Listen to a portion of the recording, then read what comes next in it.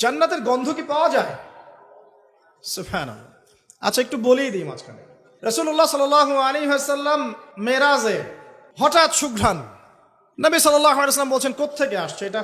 জিবরাইল আলাইহিস সালাম উত্তর দিচ্ছেন, এটা হচ্ছে ফেরাউনের মেয়ের চুল আঁচড়ে দিত একজন দাসী, যার হাত থেকে একদিন চিরুনি পড়ে গিয়েছিল।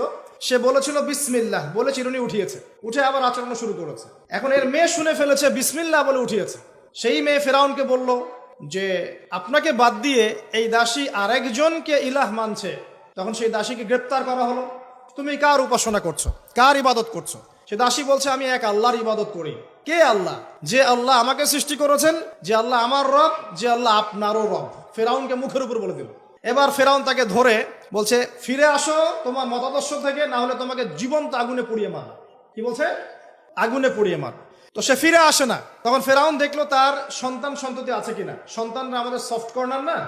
সন্তানকে ডেকে আনা হলো, দুইটা বাচ্চা, দুইটা কি তিনটা বাচ্চা। বলছে ফিরে আসো, আমাকে ইলাহ বলে স্বীকার করো, না হলে তোমার সন্তানদেরকে আগুনে ফেলে দিব। সেই মহিলা বলছে আমার তো মাত্র তিনটা সন্তান, আমার যদি এর চাইতেও বেশি সন্তান থাকতো তারপর আমি ফিরে আসতাম না। একে একে মায়ের চোখের সামনে এক এক করে বাচ্চাদেরকে জীবন্ত আগুনে পুড়িয়ে ফেলা হলো। শেষমেশ সেই মেয়েটাকেও, সেই দাসীকেও জীবন্ত আগুনে পুড়িয়ে দেওয়া হলো। নবী সাল্লাল্লাহু আলাইহি সাল্লামকে জিবরাইল আলাইহিস সালাম বলছেন ওই যে ফেরাউনের দাসী, অনেকে বলেছে তার নাম আসিয়া, এই নামটা কোরআনে নাই। নবীজি পেলেন তো? অন্য কোন নবী পেয়েছেন? অন্য কোন নবীর ক্ষেত্রে এটা দলিল পাওয়া যাচ্ছে না, কিন্তু নবী সাল্লাল্লাহু আলাইহি সাল্লামের ক্ষেত্রে দলিল পাওয়া যাচ্ছে। আচ্ছা, এটা গেল নবীর কথা। এই ঘটনা ঘটেছে মূসা আলাইহিস সালামের যুগে, আর নবী সাল্লাল্লাহু আলাইহি সাল্লাম ঘ্রাণ পাচ্ছেন মেরাজে। চিন্তা করতে পারেন কত বছর আগে ঘটনা ঘটেছে, আমরা জানতামই না। কিন্তু যদি মেরাজে নবী সাল্লাল্লাহু আলাইহি সাল্লামের কাছে সুঘ্রাণটা না আসতো। সুবহানাল্লাহ। এরপর কি? এটা তো নবীর ক্ষেত্রে গেল। সাহাবীদের ক্ষেত্রে কি হয়েছে? একজন সাহাবী যার নাম আনাস বিন নজর। কি নাম?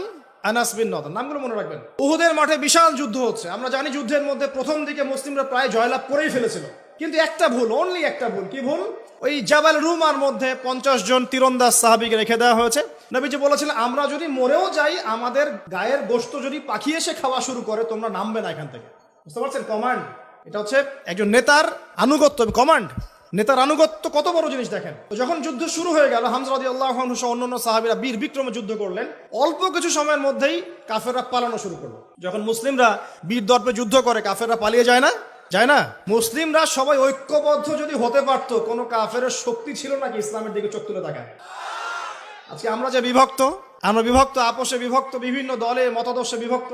আমাদের শক্তি কমে গেছে, হাওয়া বেরিয়ে গেছে। আমাদের যুবকরা এখন পর্নোগ্রাফি, এই গার্লফ্রেন্ড বয়ফ্রেন্ড কালচার, এই মাদক, এই জুয়া, এই জেনার পেছনে ছুটছে।